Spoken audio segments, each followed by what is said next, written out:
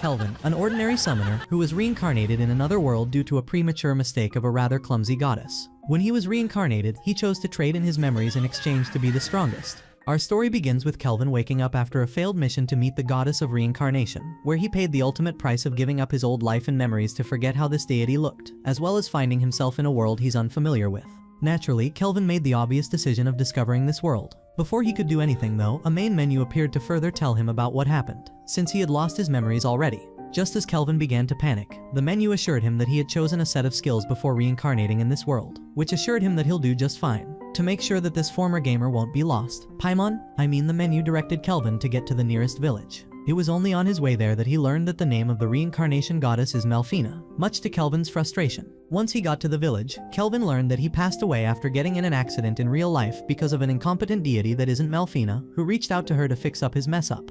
Once they met, the two had fallen in love with one another. According to Melfina, Kelvin kept on simping to her for over an hour. Hearing that reincarnating him is more of a vacation to her, Kelvin requested that he gets his memories back, but Melfina refused, for it was his pre-reincarnation's decision to give up on his old memories, just so he can get some extra skill points in exchange. The more the boy heard Melfina expressing how much she's in love with him, the closer he got into flipping communist after that much riz, so much that he began running over town like a madman. Once he cooled his head off, Kelvin learned that he can't summon Melfina with the MP he has now, so he needs some personal growth so he could fulfill his goal of meeting his beloved goddess. Whether that's a scheme to make Kelvin stay away from his mom's basement, or not, is for time to tell. Before he knew it, Kelvin reached the Adventurers Guild building. Ange was there to help him with the registration process, but Kelvin possessed two valuable skills called Understand Language and Literacy. He couldn't begin writing anything though, because Ange alerted him that a summoner is an ultra-rare job to register as. After all, that will attract the country's ruler's interest in him. Not wanting to attract unnecessary attention, Kelvin decided to register as a green mage instead.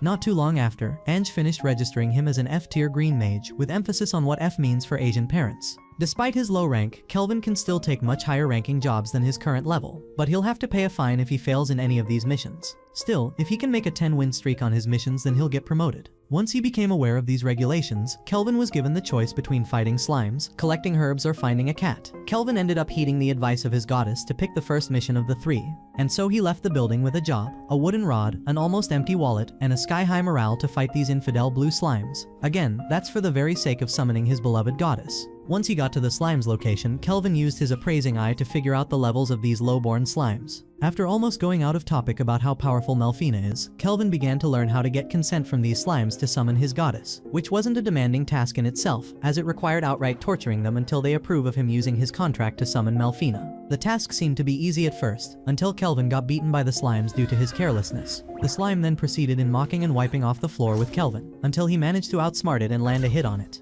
Not wanting to miss this opportunity, Kelvin began to summon his goddess, which went smoothly, as he now could give a name to the monster he had just beaten, Clotho, on top of communicating with it. With this new power in his possession, Kelvin decided to use Clotho to attack its own kind. Seeing that the latter is eager to defeat the other slimes, Kelvin made sure to remind it that they'll need to keep evidence that these slimes got eliminated. For that, he decided to attack one slime on his own, while letting Clotho handle the other. The plan worked, and Kelvin was surprised to learn that the bonuses he has also adds up to his puppet, namely Clotho. But it all makes sense given that Kelvin is the only S-rank summoner in this world. While Kelvin kept on nagging about how unfair it is that he's this strong, Clotho came back after defeating another slime, thus securing him the 3 slimes quota for the Adventurers Guild. And enough money to afford a room and some food for tonight with it. Although Kelvin thought that it'd be best if he had some money initially to get better equipment, it is what it is now. On his way to the inn, Kelvin ran across some enslaved girls, so he figured that it'd be best to have one of them in his party. It was there that one half-elf slave called FL took his interest. Nevertheless, Kelvin decided to leave the scene for the time being. Once he got to the inn, Kelvin found a good old lady called Claire, welcoming him warmly, who proceeded to make a delicious meal for him to have for tonight. Still, he was disappointed to learn that a bath is a luxury that royalty in this world can afford, so he made it his life goal to become a prestigious figure in this world to get a shower. Before long, he left the room after smelling how delicious the food was, which was indeed as tasty as it was smelly. After days of taking missions, Kelvin is now on the verge of getting some of his skills to rank B, but he was surprised to see that Clotho, who seemed to be doing great, didn't get his skills to get anywhere above rank F yet. Once he got back to the Adventurers Guild building a few days later, Ange congratulated him for becoming a ranky adventurer, especially after getting worried that he might not succeed after taking missions that would require a party to deal with. In fact, Kelvin was aware that he cannot even join any party, because his dirty little secret of being a summoner will be exposed if that ever happens. Besides, he got Clotho by his side, who's already a capable partner, so he got nothing to worry about, save for the people glaring at him from around the corner. Seeing that his explosive rise through the ranks is attracting unwanted attention, Kelvin decided to downplay the situation and not reveal anything about his past. Before he can leave the building, Ange asked him to make sure he upgrades his gear, since he's been using the exact same gear for over a week. Kelvin agreed to do so after he took on a rank D job. Before he could get what he asked for, Cashel came in after a successful rank C mission. It became clear for everyone that Cashel couldn't help but flex his experience and seniority over Kelvin, to the point where he forgot to introduce himself. The manner he tried to portray himself as a humble person couldn't pass on anyone else in the guild's hall, since they knew how strong Cashel actually is, but no one could outspeak their minds out of fear of him. Cashel attempted to intimidate Kelvin by inviting him to take down a Black Ghost Knight, but Kelvin declined it calmly, despite Ange's protests that it must be way too strong a mission for him to deal with. In fact, Kelvin was quick to realize that behind the fancy facade that Cashel put on, he's a murderer, so he decided to take a different approach, which turned the invitation to hunt this Black Ghost Knight into a competition. Cashel was taken aback initially, but agreed to the request, oblivious to the fact that he's playing into Kelvin's trap. In fact, Kelvin managed to convince everyone in the building that he's walking to his demise, despite his assurances and confidence which seemed to be baseless in this situation. While Kelvin was busy yelling at his simping goddess out loud that it seemed like he's yelling at the guild workers, Cashel went to meet with Gimmo, a member of his gang, who warned him that Kelvin is much tougher than he actually looks. Raj, being the musclehead that he looks like, was eager to beat Kelvin down so badly. Cashel refused, as he proceeded to explain to his fellow gang members about the task they have at hand, so they don't have to overdo it this time. By the time Cashel and his goons arrived, all the undead monsters were defeated by none other than Kelvin. Seeing his equipment, they assumed that Kelvin is just a green mage. When it came to defeating the Black Ghost Knight, Kelvin revealed that he knew about their actual plan from the very start. Seeing this, Gimbal freaked out and revealed that he and Raj had bounties over them, which Kelvin followed up with that story, before provoking a certain Raj into attacking him. The latter found himself immediately bonded in a magical mud pool. Gimbal was so horrified that he failed to take notice of how good Kelvin's concealment is that he ran away.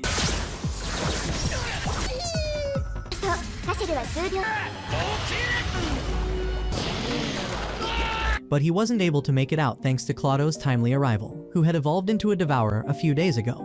Raj managed to free himself after a long struggle with the mud to deal with Clotho, which went just as you might expect. Now it is up to Cashel to defeat this solo adventurer, which went as humiliating as it was for his comrades. With the gang being tied down to be sent later to the Adventurers Guild, Kelvin went to fight the Black Ghost Knight on his own. Judging by his skills, this monster seemed too formidable to fight, so he decided to make a contract with the knight. The knight was surprised since Kelvin was the first to ever ask him that. In fact, the knight became a monster only recently, since he was a loyal knight captain serving his country, only to be outcast like your average army veteran. For his part, Kelvin was surprised to find himself talking casually to this knight, who became a monster here to deal with some unfinished business that even he doesn't know of. But he proceeded with protecting this castle he's in. Nevertheless, the knight was actually kind enough to hand some candy to Kelvin, albeit it's probably as old as the milk your father forgot about when he left you. Not wanting to stray out of topic too much, Kelvin once again suggested to the knight to sign a contract with him, to which he agreed, in exchange of fighting him.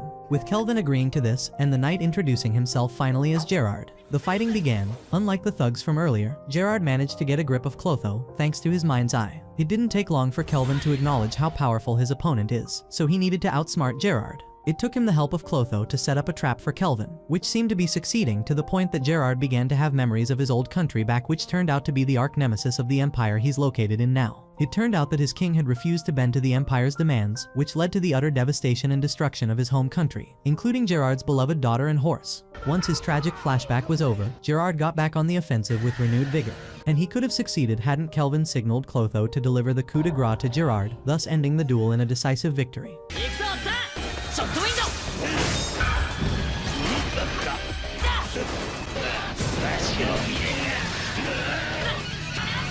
The next day, Kelvin brought a fragment of Gerard's armor to the Adventurers Guild, which got him plenty of compliments from both staffs of the guild and the adventurers alike. The latters in particular were thankful to him, for he was the one that got Cashel and his gang to get arrested for their crimes. Amidst the celebration, Kelvin got notified by Ange that since he took on a much stronger rank mission than his, he'll be getting a special level up, as well as a personal thank from the guild master himself. When Kelvin got some time alone, however, Gerard and Melfina began to squabble over Ange's connection to Kelvin, much to the latter's frustration, since this fight was happening inside his head. As he kept on mediating between the two and addressing their quirks, Kelvin ran into a British old man, since he was wearing a fancy black suit. It didn't take long for Kelvin to figure that this old man is none other than Leo, the guildmaster. What he didn't see coming, however, was that Leo figured that he came from a different world, thanks to the insanely high-level skills he has. Once the two sat down for some tea, Kelvin had all his doubts confirmed when Leo gave away his knowledge that he's actually a summoner. Although shaken by this revelation, Gerard assured him that his dirty little secret cannot be hidden forever, so he has to grow a pair and act accordingly.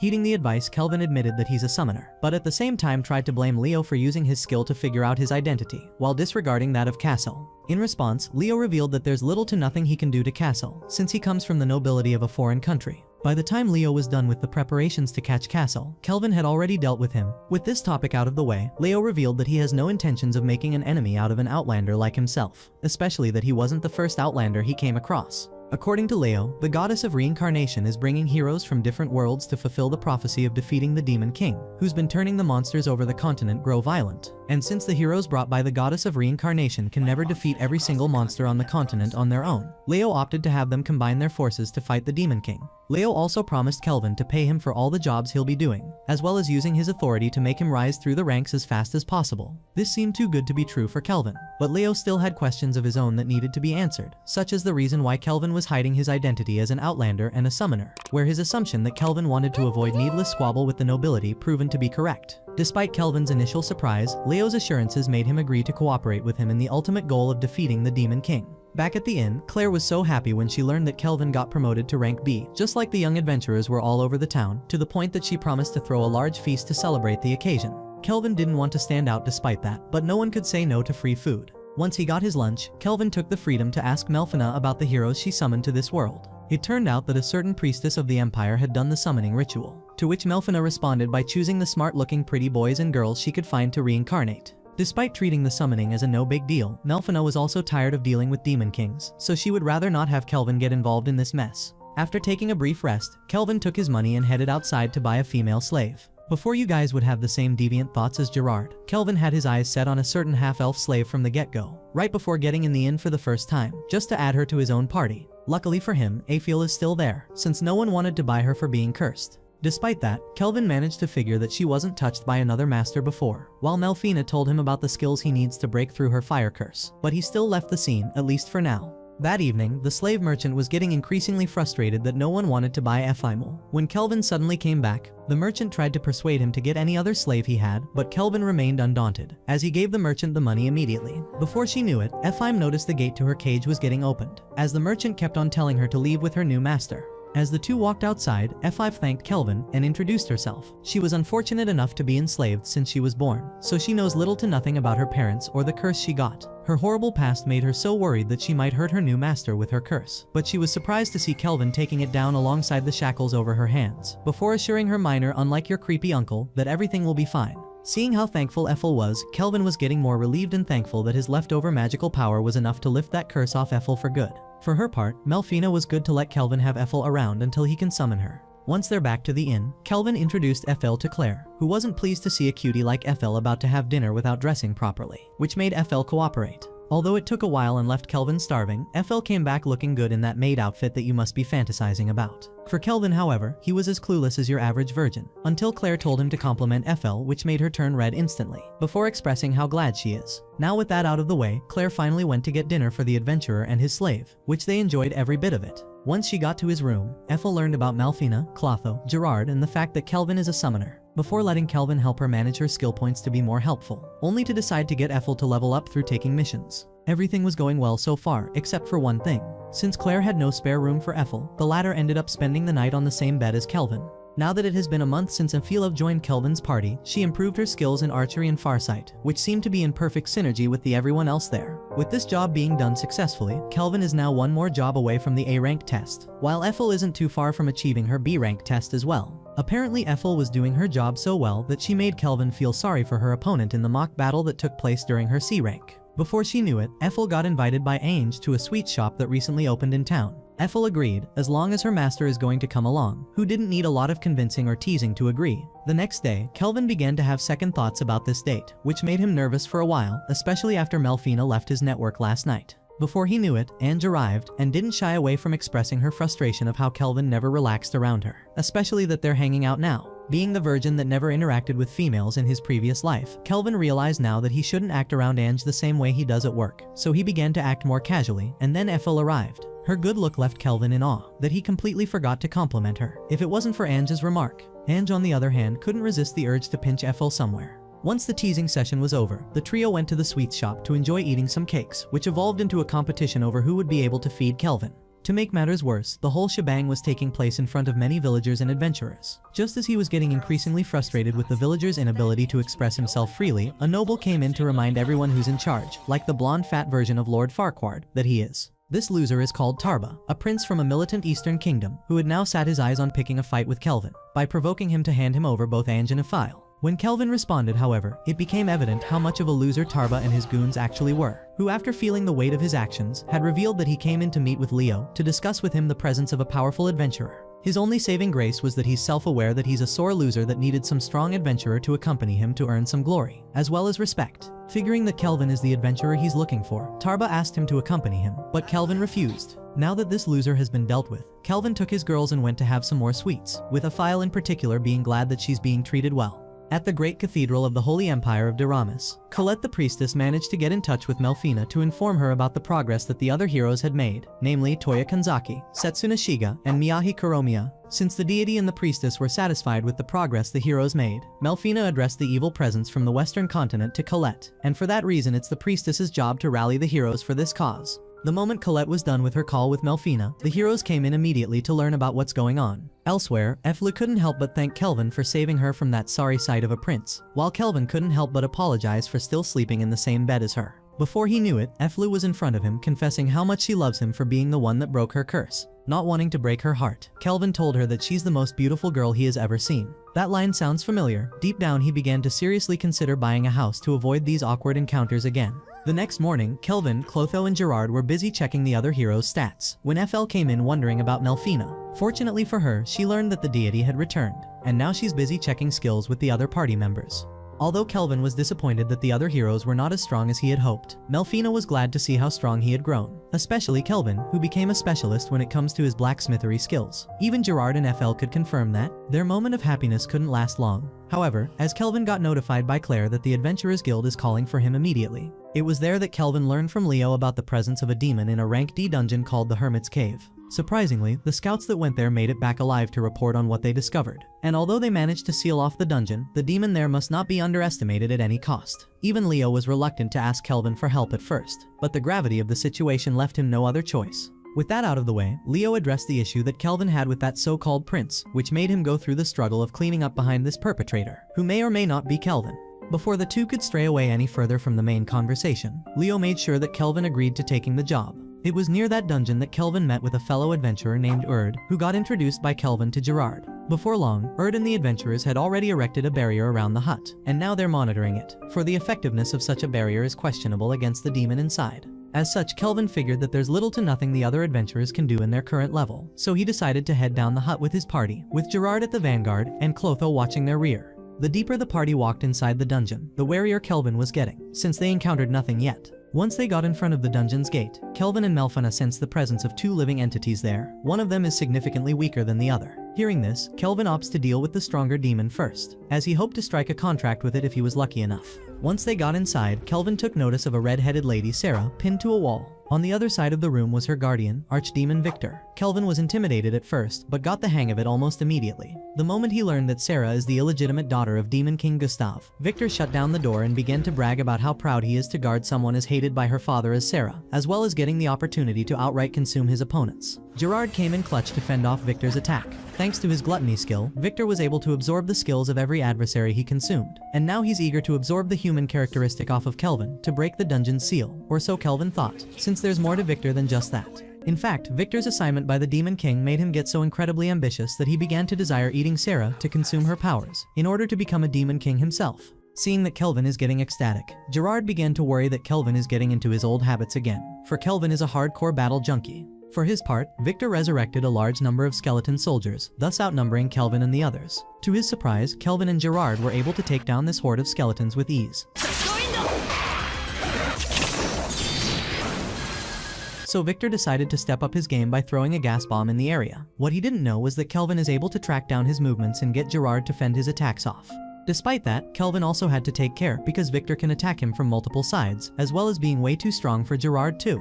If that wasn't enough trouble for Kelvin, Victor was not done yet, as he began to attack Kelvin at a much faster pace. On the other hand, Kelvin had a few tricks up his sleeve, as he managed to get Clotho to inflict damage on the demon. Seeing that Victor is not immune to magic damage, Kelvin held him off for long enough to get both the fire and the Gerard to strike, which was relatively successful. Despite this fight costing Victor his arms, he still had considerable strength to fight, or rather way too much strength for the lack of a better term, to the point where he began to evolve into a much stronger version of himself. Not wanting to let Victor to reach the peak of masculinity, Kelvin and the others have chosen to attack, only to realize that they were a little too late. Still, Kelvin asked Gerard to fend off the attack no matter what, because if he fails, the entire party will collapse. Thankfully, Gerard succeeded in buying enough time for the rest of his team to get into position and eventually overwhelm, not only Victor, but the building itself, as it began to collapse on Sarah. The girl would have been a goner, hadn't Victor came in just in time to save her at the last possible second.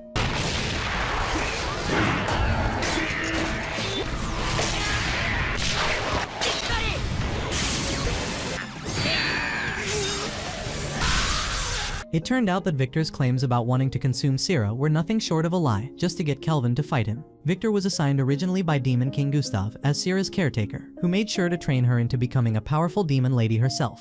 He was aware that Gustav was trying not to get any of his enemies to use his daughter against her, and seeing that Sarah had no friends to speak of, he did put his heart and soul in protecting Sarah to the best of his ability. And then the Fire Nation attacked, and they came in guns blazing. Victor was eager to fight and die for the sake of his master, but Gustav ordered him to keep on watching over Sarah. To make sure that no one could come after her, Gustav put a seal on his daughter that could only be broken by humans, before piecing out to become the king of the afterlife, thus activating the seal he put on his daughter after sending her to the far, far away kingdom. Understandably, Victor protested against such a decision, but there's little to nothing he could do to get his master to change his mind. Back to the time being, Victor has no luxury of time to do as he pleases, so in his last moments, Victor requested from Kelvin that Sarah join his party, since he's a powerful summoner, on top of being trusted by his party members. Kelvin agreed to that, and he also suggested that he heals Victor and turns him into his servant, but the latter rejected serving someone other than the Demon Lord, before finally giving up on dear life. Kelvin then proceeded in breaking the seal off of Sarah, and her first words after waking up were, "My father, Victor, they're all so stupid."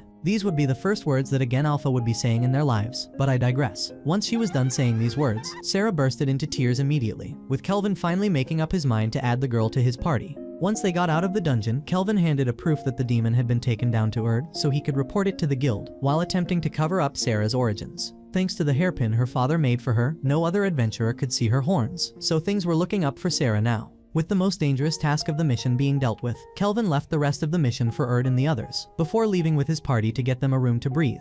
Now that the party members are all alone, Kelvin began to help Gerard with fixing his stats, where everyone else noticed that Gerard had actually evolved, despite being in such a sorry state a moment ago. Aside from that, Sarah seemed to be finally calm, but she wasn't sure if Kelvin is serious about wanting to have the daughter of a demon king as a servant. To reassure her, Kelvin reminded her that he's not the hero she's supposed to worry about, for he's just an adventurer who likes to fight a little. Emphasis on a little. That night, Sarah accompanied everyone to Parth, where she was impressed to see the market there, from fruits and veggies to the blacksmithery and weapons shop. Kelvin, although glad to see that Sarah is doing well, asked Afiel to stay with her while he goes to the Adventurers Guild to submit his report there. After leaving the guild's building that same night, Kelvin was upset that he'll be forced to take another test if the demon's rank were proven to be higher than rank A. When he got back to the inn, however, he was surprised to see Ainge, the other staffs from the guild and fellow adventurers, throwing a party to celebrate his promotion to rank A. He was also surprised to learn that Sarah didn't know how to interact with these new people. Afiel and Claire were having some sort of rivalry when it comes to cooking. Erd is actually married to Claire, and the adventurers' suspicions of the relationship between Kelvin and Sarah.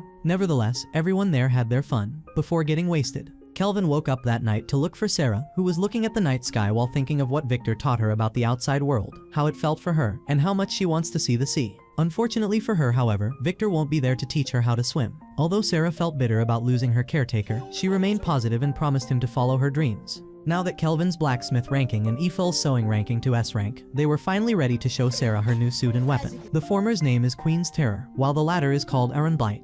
Gerard also received a new upgrade on his sword Doran's Leaf. This time, as for Sarah, she was satisfied with the turnaround of her outfit, especially her weapon, since it was made using Victor's armor, but she was disappointed that she can't put her equipment to the test right away. Although glad that he was done with upgrading all these equipment for his party, Kelvin was so exhausted that he wanted to do nothing but eat and sleep. Eager to serve her master, Afiel asked him about what he wants to eat, only to be surprised that he wants to eat rice because she doesn't even know what rice is, nor why her boss is freaking out about it, unaware that the Asian in him is kicking gears. Later that day, the party was on the move on another adventure. It was the first for Sarah, who got excited at the sight of the river, and the very idea of trying out fishing, which made Kelvin decide to fish with her once they reached Toraj. On the other hand, Ethel was looking forward as much as Kelvin was to find this rice her master has been head over heels for, which is why he decided to make for Toraj instantly, as it contains a rice-like plant. Still, Kelvin couldn't help but remain concerned, since Melfina didn't show up since she disappeared after that party. If anything, Kelvin was aware that he cannot summon a god. To help him out with summoning her, Melfina informed him that she'll have to possess one of her puppets and hide the fact that she's a goddess, before she assured him that this avatar resembles her actual look and disappearing into thin air. Nevertheless, the party were having the time of their lives, and not even the thought that someone is shadowing their very movements could dishearten them. Indeed, a band of thieves led by one Karna blocked their way. Supposedly, her band, the Black Wind, got destroyed by rank A adventurers from Tryson, but somehow they managed to rise back to prominence in Toraj. Seeing that their level is slightly above level 30, Kelvin asked Sarah to deal with them, but without using her erendite. Although she was somewhat disappointed not to flex her weapon, Sarah agreed to handle the thugs. Initially, the thieves belittled Sarah for being from Partha, assuming that she cannot be any higher than rank C. Little did they know that they're actually dealing with the daughter of the demon lord himself, and it shows up as Sarah managed to defeat her opponents without a sweat. Despite holding back,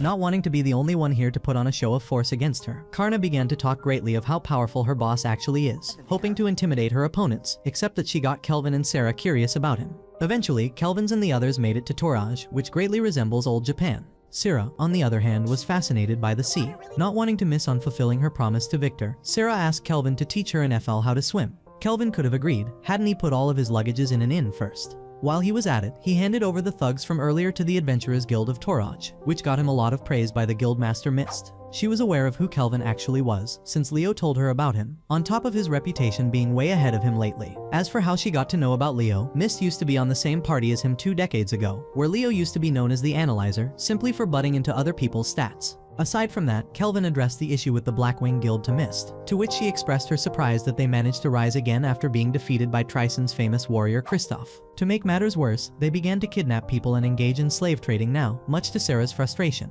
For Kelvin, as much as he wants to interfere, he can't afford to cause a crisis between Toraj and Tryson, despite having proof against him. Instead, he suggested they need to set the stage to capture him. While they were at it, Kelvin asked Sarah if she could sense the presence of powerful adventurers, to which she affirmed it. It appears that the heroes that got reincarnated had finally arrived, and Kelvin is now planning on making them deal with them. It didn't take long for the heroes to learn about the bandits' hideout. Mist also didn't hesitate to ask them for help. However, Setsuna urged him to remain fixated on the task that Melfina gave them, but all her pleas fell on deaf ears, as Toya insisted they help those in need. Still, the two kept on arguing over their next step for some time, while Mist remembered that Kelvin had planned all of this already, just so he could go and do some fighting of his own, inside the Thieves' Guild of all places. It was there that the least Sigma male member of the guild got bored and decided to go freaky with one of the captured women in the cell and her daughter. Before he knew it, his friend got taken down, with Kelvin and his party showing up behind him. By the time he was about to react, Gerard had knocked the freak down, to the relief of the woman and her daughter. Elsewhere, Kristoff reported to Prizra about what had happened to Karna's unit, much to her shock, for Karna's mission was supposed to be a top-secret one for Tryson, and now that their secrecy is out the window, Tryson is very likely to abandon them, just like your father did. Before they knew it, they found their freaky guy knocking at their door, or it was actually Kelvin and the boys that stormed the room. Meanwhile, the heroes group led by Toya were still struggling to make sense of the building they're in, since it's the only suspicious building they came across in the area. Miyabi in particular failed to detect any presence of people, or any fighting that took place, which made matters even harder for her. Tensions rose even more when they got in front of the room where the women were held captive earlier, until Toya finally decided to grow a pair and storm in it, unfazed by the sight of Clotho before him. Before he could attack it, the poor fella had to swallow his lull when he learned that the ladies there were already saved. Being the dork that he is, however, Toya revealed his identity, despite his teammates urging him not to do so. Still, the ladies were relieved to see that a hero came to save them, before requesting Toya and his ladies to help a certain rank A adventurer who saved them earlier. Not wanting to waste time, Toya rushed to the only room left unchecked so far, where he found Kristoff and his goons laying down unconscious after getting beaten by Kelvin. Ironically, Toya mistook Kelvin and his party for being the villains here, which is exactly what Kelvin was looking for. As Kelvin kept on role-playing as the villain, Toya was getting increasingly hostile towards him. Still, Kelvin wasn't unfazed by Toya's heroism and chivalry, as he instead requested they play a little game. This game involves both parties dueling, and the loser will have to fulfill one wish for the winner. After a bit of a back and forth in Toya's harem, they decided to agree to this challenge, because apes together strong, as Usai and his gals were making their battle plan. Ifil was impressed by how well things are going, as she thought that Kelvin will use his wish to get the heroes to testify about the slaves, and robbing Kristoff and his goons of all sorts of protection from Trison. That is correct, and it came in their best interest that Toya was such a musclehead. On the other hand, Gerard couldn't help but emphasize how much of a battle junkie Kelvin is. Nevertheless, Kelvin made it clear that he needs to ensure the seriousness of this challenge, while he made sure to get Sarah calm by offering her a basket of sandwiches. Aware of the weaknesses he has, Kelvin developed a new S-rank skill to use against multiple enemies, and this would be the perfect opportunity to put it to the test. From a distance, Toya was looking at Kelvin as he kept on invigorating himself and his teammates that they have to fight to their last breaths if needed, before kissing up to their fairies for their grace to fight. Kelvin blocked the initial attacks of the heroes, but then he found himself caught in the open against a dragon that Mizuoka released from her back bag. Or so she thought, as Kelvin managed to dodge the dragon's attack with his speed buff, landing behind Miyabi and eating her skill. Gerard was impressed after witnessing how incredible the new skill that Kelvin got from the new weapon he forged. After all, it was made out of Victor's armor, and Kelvin made sure to use it to steal the parallel thinking skill off of Miyabi. Toya couldn't stand seeing one of his girls being touched, so he rushed to deal with Kelvin, while leaving Mizuoka and Setsuna to heal Miyabi. Toya was able to get Kelvin rid of his dagger, but he didn't expect Kelvin to be able to block his attacks using his glove. Despite his formidable swordsmanship, Toya was not able to repel most of Kelvin's punches, which were a skill that he borrowed from Sarah before the fight even began. Kelvin could have continued his attacks, hadn't Setsuna came in to deter him just in time by separating him and Toya with a wall. We need to build a wall before breaking it almost immediately. This would prove to be a massive blunder, as that wall could have protected her from the incoming attack that Toya was preparing, instead of forcing the poor Toya to do so.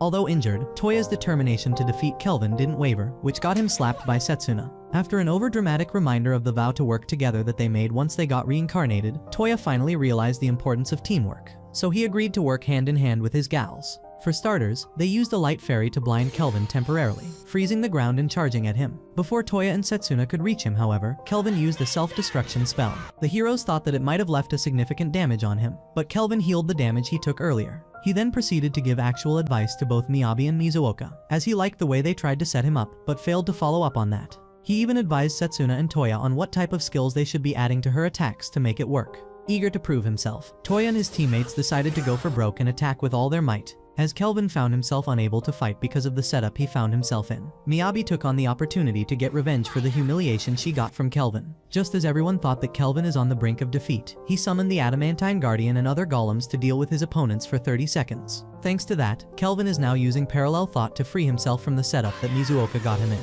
By the time the heroes became aware of what Kelvin was doing, it was too late. Setsuna tried to charge at him, only to find herself knocked out of battle. Then came Miyabi with the ogre she summoned, which despite Kelvin admiring its strength, it was nowhere as powerful as Sarah's ogres. Mizuoka was next on the chopping block. She tried to protect herself and Toya in their combined effort to defeat Kelvin, only to be sealed by a barrier and eventually knocked out of battle as well. She was fortunate that Toya came into her rescue, but the sight of her getting beaten further infuriated Justice Boy, who began to lose his composure and attack Kelvin recklessly before his inevitable defeat. Unlike the impression he had for the former three heroes, Kelvin had an obvious disdain for Toya's understanding of justice, for his weakness made him unable to protect his teammates, let alone the world. By the time Toya woke up from his coma, he found his gals talking happily around him, with Ruka, the imprisoned girl from earlier, excited to talk to Kelvin. Toya was furious at this sight at first, until he noticed that Ruka was having Klato on her lap. It was only then that Toya realized that not only he misunderstood the entire situation, but also got played for a fool by Kelvin. Toya apologized for the misunderstanding, but Kelvin didn't hold a grudge, as long as Toya would fulfill his wish and strip.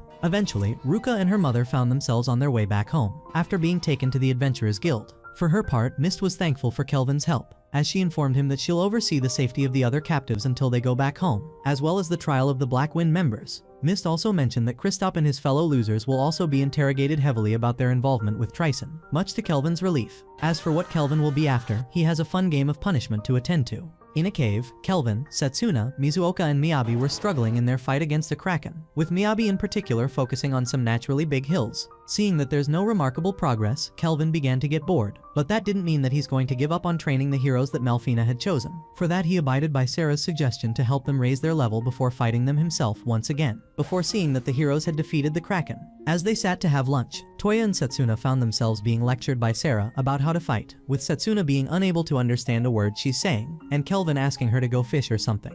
On the other hand, Miyabi couldn't help but feel like she's lacking something every time she stared at Mizuoka's twin towers, and it only got worse when she realized that Ifil had her own pair as well. On a serious note, Setsuna and Toya began to talk to Kelvin about the mission they were sent to by Colette, and about how the four of them were brought up from their classroom in real life to the Doremus Cathedral. Hearing this, Kelvin made it clear that Toya and his team are still struggling against an Octo-Gigant, which is the Kraken from earlier, and that they must get stronger as fast as inhumanly possible if they want to match up with any S-rank monster, and it seems that Toya was well aware of that. While they were at it, Sarah came back with an angry sinister dragon, which is an S-rank monster. Just as she kept on hitting it, Toya made up his mind about working harder to become stronger no matter what. Hearing this, Kelvin was satisfied with the answer. Before they knew it, the heroes were finally parting ways with Kelvin, who gave them some pendants as a parting gift. For their part, Toya and his team were impressed by how Kelvin's party were so strong that they can take down S-rank monsters individually and that they're left in awe of their strength, since they want to grow just as strong to save this world. On the other hand, Kelvin began to realize through Gerard that their party had become bigger and stronger, that they could take down S-rank monsters. So what could stop them from picking up a fight with the Lysia Empire?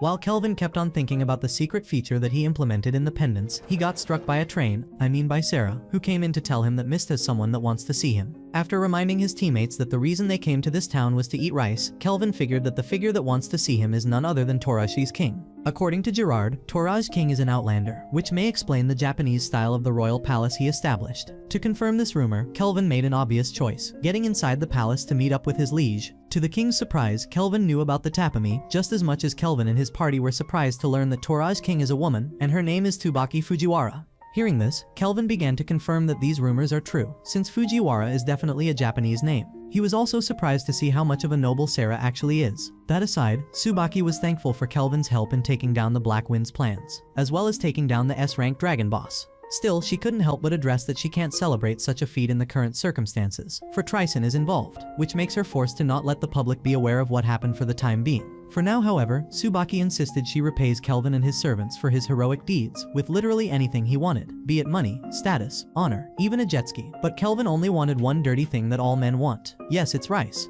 Tsubaki couldn't help but laugh when she heard this. Nevertheless, she saw that granting him this request wasn't troublesome, so she allowed him to have as much rice as he wanted for free, including the right to refill his rice stocks whenever he wants. Kelvin thought that Tsubaki might be up to something, but she assured him that she didn't mean to come off as cruel. To further assure him that, Tsubaki prepared a large banquet. Of all things that were served there, Kelvin focused on his beloved rice. Leaving this rice freak for a second, Ethel was enjoying the Japanese cuisine when it came to both taste and learning it, while Sarah and Gerard were having the time of their lives after drinking sake. A few days later, Kelvin and his party got invited once again by Tsubaki to stay in Toraj for some time. He was also impressed by how fast F5 managed to learn how to make Japanese food as well, thanks to the books and resources that Tsubaki gave her. Oh, speaking of which, Tsubaki has been coming to Kelvin's room for a while now to eat, just because she's in love with F5 Kiking. Before he knew it, Tsubaki began persuading him to keep F5 with her, even going as far as to suggest that Kelvin remain in her palace as her personal caretaker. Still, Kelvin refused, as his mission in Parth is still unfinished and he needs to head back there as soon as possible.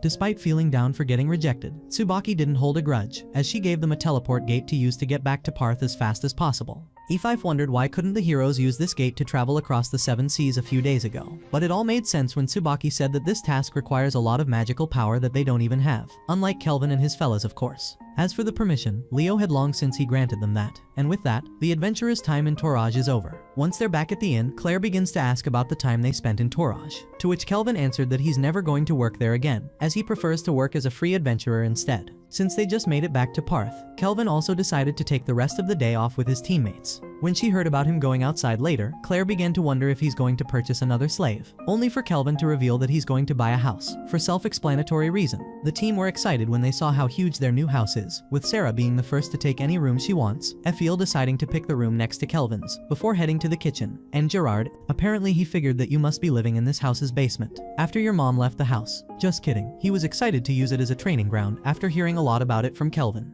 Lastly, Clotho was excited to live in the yard, so Kelvin granted him his wish. As for the man himself, he was excited to pick this place because it has a bath. If that wasn't enough, both Ruka and her mother Ellie came into this house to work as servants in this house. After taking his long-desired bath, Kelvin finally felt relieved for taking a one and for living in his own house. He began to miss the old worn-out bed at Claire's inn and having dinner there. But there's nothing to worry about now, for Fanny finally came back. Her body is ready, and so was Kelvin to summon her. As for her look, she was beautiful. The next morning, Melfina got the opportunity to taste Afil's cooking, which was as good as she expected it to be. Ironically, Kelvin didn't even begin the day with introducing the physical manifestation of Melfina to his teammates, as they had to figure that out by asking. Melfina was worried that Sarah might be holding a grudge towards her, but she was surprised to learn that she wasn't, as Sarah was aware that her father was wrong for getting carried away, and that Melfina wasn't the one that summoned the hero that defeated him. Now with this problem being solved for good, Gerard and Melfina began to debate whether Melfina is Kelvin's mistress or wife, with Kelvin's rejection of both being completely ignored. Since Melfina is a well-known goddess all over Doramus, Melfina thought that it'll be best if she's called as Mel from now on, to avoid any unnecessary attention. Now that Kelvin had successfully summoned Melfina, the latter figured that it's about time she rewards him with her grace. Unlike the grace that Efil used to have, Melfina's grace has two effects. The first will be preventing Kelvin from getting fatal damage once every month, which sounded good for everyone, especially Sarah, who's never going to hold back in her training with him from now on. The second feature of this grace, however, is the ability to summon heroes. Once everyone was done with their meeting, Sarah and Melfina went to your mom's basement to fight, where Sarah was able to match Melfina move for move, which eventually ended in a draw. Gerard and Luca were impressed by how skilled the two girls are, but there was one question. Why were they fighting in the first place? It turned out that they were doing so over the right of who shall sleep next to Kelvin. While they were contemplating over what they should be competing next, Kelvin was having a moment to reflect over his midlife crisis, as well as asking some philosophical questions about what is a hero and if cereal is a soup. Back to the goddess and the demon, they were enjoying getting rid of their stress in the bath. Efil was relieved to learn that Sarah is feeling better after getting patched up by Kelvin, but Melfina noticed that Kelvin isn't in his right mind. According to Efil, Kelvin has been in this state of mind since Melfina told him about the hero's summoning ability. After all, he came from the same world as Toya and the others. Eventually, Melfina met with her beloved Kelvin to talk to him about the appearance of a demon king, including that of Sarah's father Gustav. Due to its repetitive cycle, it became something unpredictable that cannot be prevented. According to Melfina, demon kings have a skill called papillas. Shout out to everyone that had also read that as papilla. Anyway, this papillas skill has two effects. The first multiplies the evil within them, and the second nullifies all damage they receive. In other words, they reach a god level of power. Despite how terrifying that may sound, it's there where the heroes summoned by Melfina come into being, since their powers have a fundamental difference to those of this world, which makes them able to neutralize the Demon King. Yet again, Kelvin saw no point in being called a hero for that, especially after he noticed that he was the only one that got robbed of his memories of his past life, while Toya and the others still have theirs, thus making the decision to summon heroes from his world put into question. Hearing this, Melfina informed him that he can use a reincarnation summon instead, which makes him summon the souls of people that died, instead of teleporting living people, just like Melfina did with him. Unlike with teleportation, reincarnation would allow Kelvin to change the body and age of the soul he summoned, which is something that Melfina didn't do to him, much to his relief. Still, reincarnating a soul does not include the option of choosing a certain one, since it's a completely random one, albeit limitless. By the time she left, Kelvin took notice that Melfina had finished eating the entire plate of chocolate. After giving it some thought, Kelvin reached a consensus, as he gathered his entire party that night to tell them that he decided to summon a soul. After having a word with Melfina, Kelvin got everyone back to his consciousness before beginning the summoning. Although he thought that it'll take a long time due to this green soul taking its sweet time picking its skills, as well as choosing not to change their age or appearance, before finally reaching a consensus. It turned out that Kelvin summoned a young girl called Ryo Saeki. Kelvin introduced himself and apologized to the young girl for reincarnating her for his personal gains, but Ryo was in awe when she learned that Kelvin had reincarnated her, to the point that she bursted into tears, before falling down from exhaustion, with Kelvin following suit. That same night, Ryo woke up in a bedroom and began to recollect the vivid memories she had from her previous life, before getting reincarnated. The first thing that the young girl did after that was go outside the mansion to touch some grass, no pun intended. Amidst her happiness, Kelvin came into the picture to talk about himself being reincarnated and how he sacrificed his memories to enhance his skills, which apparently gave Ryo some funny ideas, God forbid. Before long, Kelvin began to talk about his journey in this world like your average fake gurus, except that he was honest about bringing the young girl here to satisfy his own ego. Still, Ryo decided to stay by his side, since this is the first time she can act freely after being bedridden from her sickness in her past life, and thanks to Kelvin, she can finally live the life she always wanted. As such, Ryo is eager to join Kelvin's party to repay him for the huge deed he had done for her. Hearing this, Kelvin thought of a good cover-up story for Ryo in this world, which is to introduce her as his half-sister, who came after him from a different land, to which Ryo gratefully agreed, as she decided to call him as Brother Kel from now on. Lastly, Kelvin thought that the name Ryo would sound kind of distasteful in this world, which made the young girl decide to change it to Rion, since she had always fantasized about being called as such in her dream world. And with that, Rion's story in this world finally began. One night, Kelvin woke up from sleep to find Sarah sleeping to his left, Melfina to his right, and Ryan beneath his blanket. Seeing Ryan sleeping peacefully, Kelvin finally began to feel at ease, although he was aware that a long day awaits them tomorrow. Deep inside the dark purple forest, Kelvin brought up his entire team for training, including Ellie and Luca, who as well as Rion, will be gaining experience through Kelvin's experience sharing skill, until they get enough experience to join fights with the team's vanguard tomorrow. Hearing this, Sarah was eager to have a race with Gerard and Clotho over who's going to hunt the most enemies before the time limit. Before they get back to fighting, Rion, Ellie, and Luca got notified that they have leveled up already. While these three were impressed by how they leveled up, Elphel alerted Kelvin that a shadow wolf is going to merge out of the woods. Seeing that Rion had never gotten the chance to have a dog of her own, Kelvin ordered his team not to take it down. With Melfina in charge of securing both Ellie and Luca, Kelvin went ahead to weaken the wolf and successfully make a contract with it. Now that this wolf has been domesticated, Luca and Rion went ahead to hug it. Still, Afiel sensed another presence in the woods. Erd and his party are already walking in their direction, until they met with Kelvin's party. It turned out that Erd and his fellas finally got the chance to get promoted to rank B, if they defeat a number of monsters before the time limit. That didn't stop Erd from asking about why Kelvin is having more ladies in his party, which made Kelvin introduce the new members to Erd's goons. That didn't work as intended, as these losers got so jealous of how Kelvin is having a pretty half-sister to the point that they ran away. It was only then that Gerard, Sarah, and Clotho got back to learn that they just made a massive blunder. In their frenzy, they had eliminated every monster they came across, thus robbing Erd of his chance to get to his desired rank. Kelvin apologized to Erd for that, but the latter didn't take that personally. In fact, Erd was glad to see how strong Kelvin's party became, to the point he suggested they take on the S-rank test. Once they got back home, Kelvin and Rion got to wash their new dog. For his part, Kelvin couldn't stop thinking of the S-rank exam, especially that he figured that Leo might expose him as a summoner out of nowhere. Ethel, however, didn't see a problem with that, as Leo had always been promoting him without taking any tests, so this will be his first. While Rion assured her stepbro that he'll do fine, before revealing that she decided to call her pet as Alex. Now that Alex has been collared, Gerard called Rion for her sword training session. Thanks to her cheerful and bright personality, Rion found herself learning new skills and getting along with everyone around her just fine. In a complete contrast to her old life, it can be said that Rion is genuinely happy. One night, Kelvin woke Rion, Sarah, Alex, and Clotho to join him in dealing with 14 people surrounding the mansion, while leaving Gerard to guard Ellie and Luca. Melfina and Ethel, on the other hand, were enjoying a sound sleep. Seeing that the strongest of these losers is level 26, Kelvin decided that this will be the perfect opportunity to put what Rion learned so far to the test. To make sure she'll do fine, he equipped her with a part of Clotho to communicate with her, the Farsight skill to locate where her opponents are, and lastly, a sword he reforged from Cashel. With that out of the way, Rion is now ready to fight. On the outskirts of the mansion, the thugs were discussing how Kelvin assisted the heroes of Doramus in taking down their sorry excuse of a boss Christoph, and how they plan to avenge the capture of that failure by retiring Kelvin from life, just because he's a thorn in Trison's side. With this vigor to avenge their militant nation's failure, the thugs charged at the mansion, unaware that a newly recruited and relatively green adventurer girl and her dog are about to wipe the floor with them. Although glad that Rion had decisively defeated all of her opponents, Sarah was disappointed that she won't be able to take part in it. Nevertheless, Kelvin left the cleanup duty for Clotho before he heals the thugs to send them to the Adventurers Guild later. For now, however, Kelvin will go after the few that are still in hiding, who figured that their comrades must have failed, and the rest is only to be guessed at.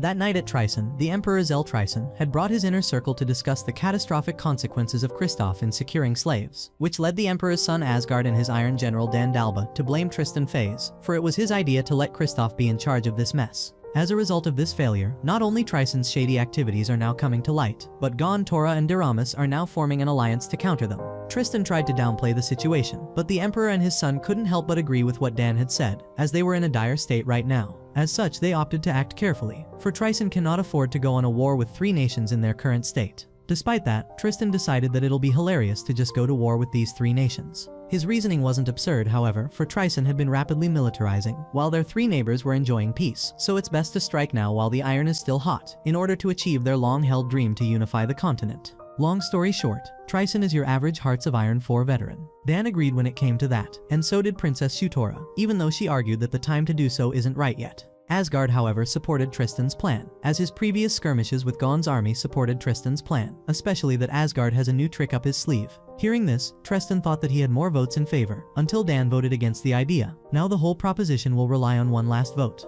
As such, he ordered another general of his, Therese Clive, to be called. For his part, Clive was summoned by Dan's son, who got creeped out by his personal guards, if Clive himself wasn't creepy enough as is. Simultaneously, Kelvin and his party were already rushing to an elf village in the kingdom of Gowan. As they were getting closer to it, FL began to feel like she was there, which makes sense since FL is a half-elf. Deep down, however, Kelvin couldn't stop thinking about investigating the connection between Trison and the Black Wind, as he reported the Black Wind's attack on him last night to Leo. In addition to the skirmishes that Tryson was having with Gowan, Toraj and Daramus, Leo concluded that there must be some political shift that happened in Tryson, and that they'll imminently launch an invasion somewhere. For that purpose, Leo handed a job to Kelvin. This time, it's not from the Adventurers Guild or Leo, but from Gowan's king in person, Leonhart Gowan, which will also be considered as his S-rank promotion test. This news sounded good for his teammates, as this test would require the approval of 2 rulers. In Kelvin's case, Leo managed to obtain Tsubaki's approval easily, and King Leonhart had apparently heard of Kelvin's deeds from her as well. However, everyone was concerned that Kelvin might be having some funny ideas, to which he assured them that he's not going to fight the king.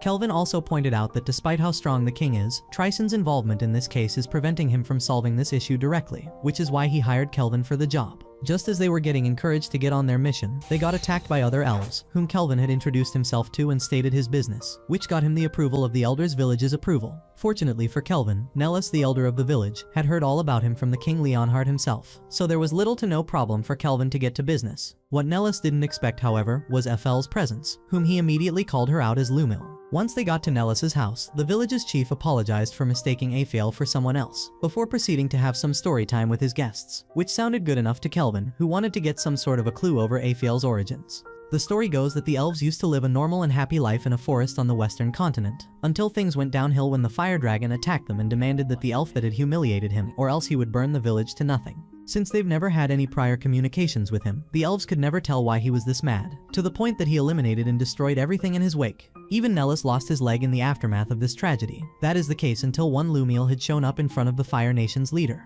Despite her not being the maggot that insulted this fire-breathing Zuckerberg, the fire dragon gave her the choice of marrying him and going with him to his kingdom, or have her entire village burned to the ground, to which Lumiel chose the former choice, thus sparing her village any more bloodshed. Since then, the elves have lived happily ever after, or so they thought, because a few years later, Lumiel's body was found in the forest. Worried that the fire dragon might come back, the elves decided to flee the western continent altogether. After trying giving some thought into figuring out Ethel's past, Ethel didn't want to know about her own past or her parents, for her comrades and master are her family that she loves, and it shows. Now with that out of the way, Kelvin moved to the main reason why he's here. It turned out that a new type of monster with its servants has been kidnapping elves, and that they're able to go through the barrier that the villagers had set twice or thrice until now. Despite their best efforts, and despite the help they got from Gon's army, they were not able to defeat the aggressors. As such, Kelvin pledged to protect the village with his party, in exchange for renovating it just to ensure the town's safety. With Nellis giving them the permission to renovate the village, Kelvin is now confident that he'll repel any incoming attacks. That night, the Tryson military and monsters were making their way deep in the Gon forests, unopposed. Seeing that, the expedition's leader was positive that the stage for Tryson's plan was set, especially after collaring one of the monsters with an S-rank special collar. Happy moments don't last forever though, as one of the monster riders, no, not the one you have in mind, got attacked, followed up by another comrade of his. Before they knew it, the enemy expedition force got ambushed.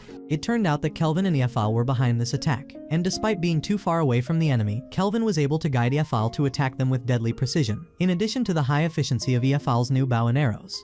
Melfina had also helped with setting out a fake fog in the woods to further assure her teammates' invisibility. To further ensure the village's safety, Kelvin had made the most American thing and built a wall to keep in all the elves, with a ditch full of water cursed by Sarah and Gerard watching over the gate just in case. All they have to do now is to attack the enemy and make sure not to cause unnecessary damage to the forest. Meanwhile, the enemy headquarters was alerted to what's been happening with the 4th unit, as well as the fact that the identity of the attacking force being a mere adventurer's party.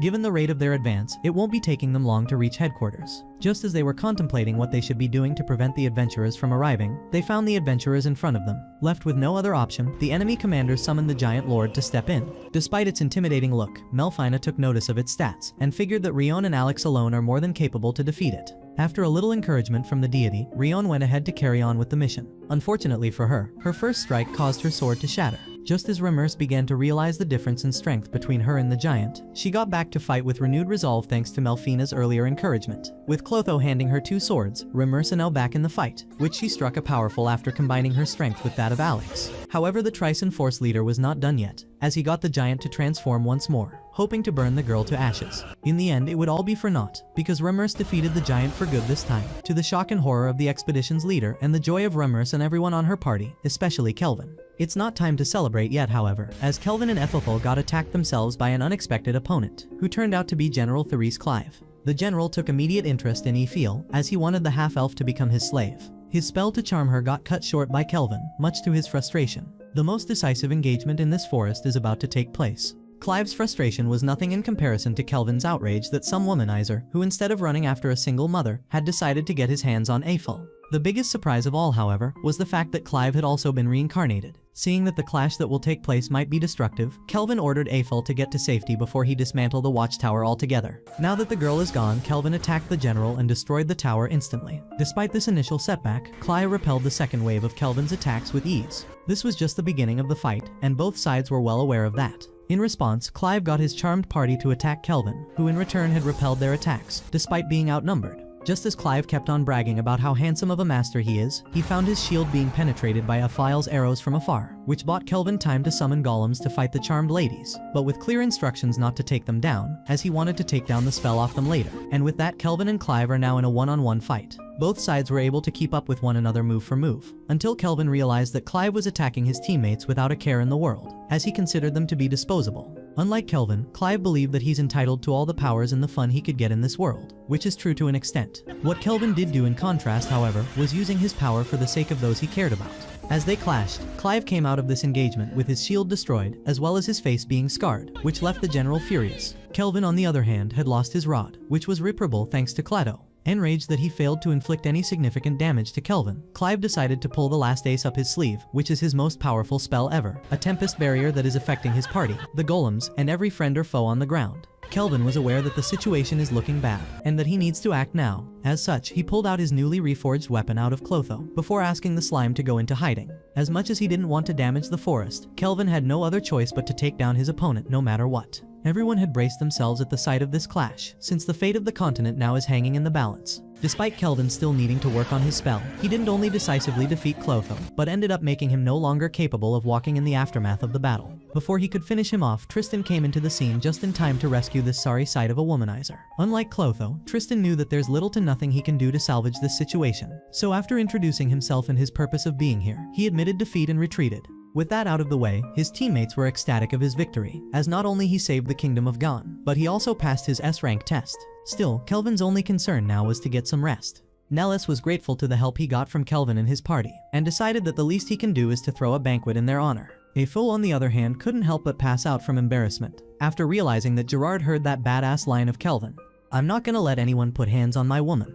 As for the other ladies, namely Melfina, Sarah, and Rion, they were competing over who should be the first to get praised by Kelvin, which was eventually won by Rion, much to Sarah's disappointment. Nevertheless, Sarah was also happy that her younger sister was able to win this race. While Kelvin's party were celebrating their victory, Clyde's limbs were restored in the Trison Royal Castle's dungeon. Before he knew it, Tristan entered with Gildora, who prepared an ungodly amount of cursed weapons to attack Clive with time and time again. Before leaving, back to Gaun's forest, everyone was having the time of their lives while Kelvin was sitting in a remote area, probably thinking about solving his midlife crisis. Before he knew it, Eiffel joined him, to learn that he was thinking of how blessed he was for being recalled into this world and meeting his party members, before swearing that he'll make sure he gets stronger to protect those he holds dear. As for Eiffel, she came mainly to show Kelvin the relic that her mother Lumil had left for Nellis. So after letting Kelvin put this relic on her hair and agreeing to keep her work for him forevermore, the rest of the party joined them, with Sarah in particular being completely wasted, as well as an elf girl that hugged Kelvin as a thanks to saving her village. Or so Kelvin had thought, as this young elf is none other than Leonhard Gaun in disguise, and he came here to officially declare Kelvin's success in passing the exam, as well as declaring a 4-day ceremony for his graduation,